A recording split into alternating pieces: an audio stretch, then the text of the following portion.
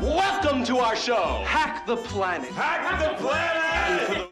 The iPhones of 9 US State Department officials were infected by powerful and stealthy malware developed by NSO Group, the Israeli exploit seller that has come under increasing scrutiny for selling its wares to customers who in turn use it to spy on journalists, lawyers, activists, and US allies. Let me plug the channel and then I'll tell you all about it. I'm a software engineer with almost 25 years in the tech industry.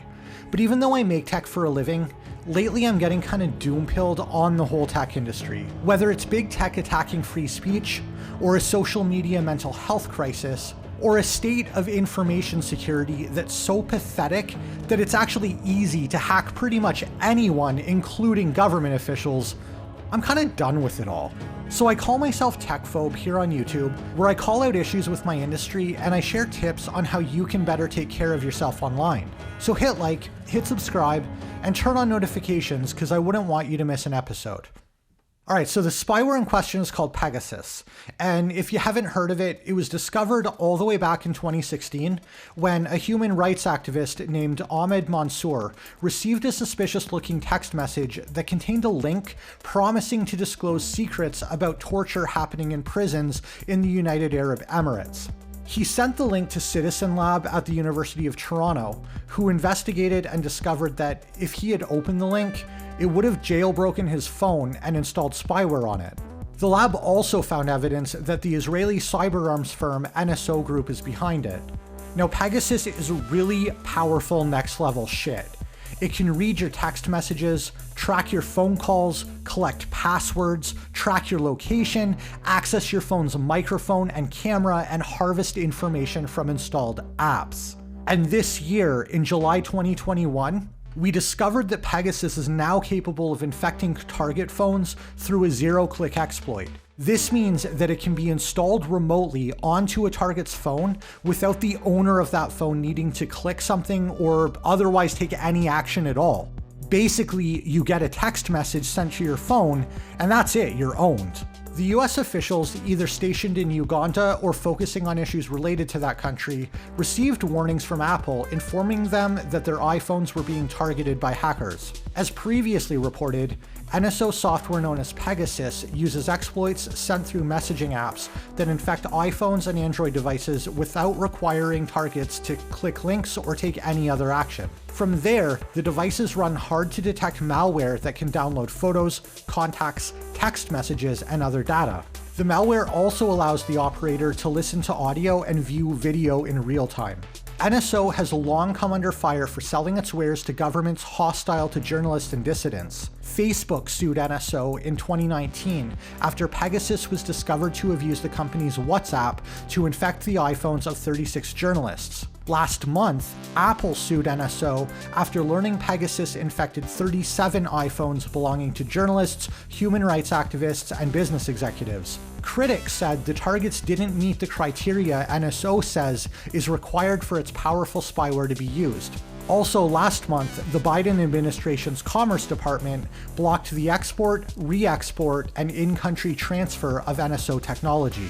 Now, I'm not defending NSO or governments that make use of it, but this is like trying to make marijuana illegal. Sure, you can outlaw it and sue the growers, but it's not going to work. And something to keep in mind is that NSO is just the devil we know. There's bound to be a lot of software just like Pegasus that exists out there that we just don't know about. As we saw with Stuxnet, the NSA and other intelligence agencies are always researching and developing methods to infiltrate their enemies' networks and computer systems. The only difference is they don't advertise. So the right way to deal with this, in my opinion, is that we have to start making security a priority. As customers, we have to demand that companies do better. I think it's funny that Apple is suing NSO Group when, in my opinion, it's Apple's customers that should be suing Apple for making a phone that can be hacked in the first place. And I say this as a software developer who knows full well that there's no such thing as perfect security, and it's really hard to get security right. Mistakes will happen, and if someone really wants to attack you, they'll find a way, even if that means resorting to physical break-ins. But the reason I say this is because as an insider, I see how lax and, in my opinion, negligent a lot of companies are with their security. They're rushing to get you that cool new product, and all they care about is how fast they can get it in your hands. They're not thinking about security hardly at all. But you don't buy that cool new product thinking, boy, I sure hope my account gets hacked and all my data is sold on the black market. You don't even think, I hope that this service I'm paying a subscription for just goes down intermittently because of DOS attacks. You do, of course, expect security to be a feature of the products you pay for, but it's only when we actually start demanding it and holding companies accountable for not taking security seriously that that's going to start to happen.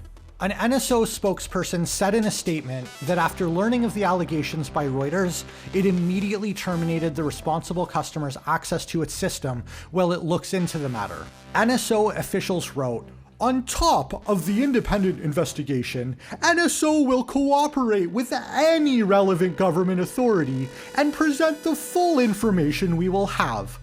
To clarify, the installation of our software by the customer occurs via phone numbers. As stated before, NSO's technologies are blocked from working on US +1 numbers. So once the software is sold to the licensed customer, NSO has no way of knowing who the targets of the customers are, and as such we were not and could not have been aware of this case. No, not us." And I'm sure there's no way to get access to NSO's software, no way to reverse engineer it, and no way to develop a variant that doesn't need NSO to be involved in the sales process at all. Give me a break. If 12-year-olds can figure out how to pirate video games, then criminals and governments on the blacklist can figure out how to pirate Pegasus. Thanks for watching. If you like this video, I'd really appreciate a thumbs up for the algorithm. Subscribe if you like my content and you haven't already. Share this video around, or not, it's your life. Until next time, I'll see you in the comments.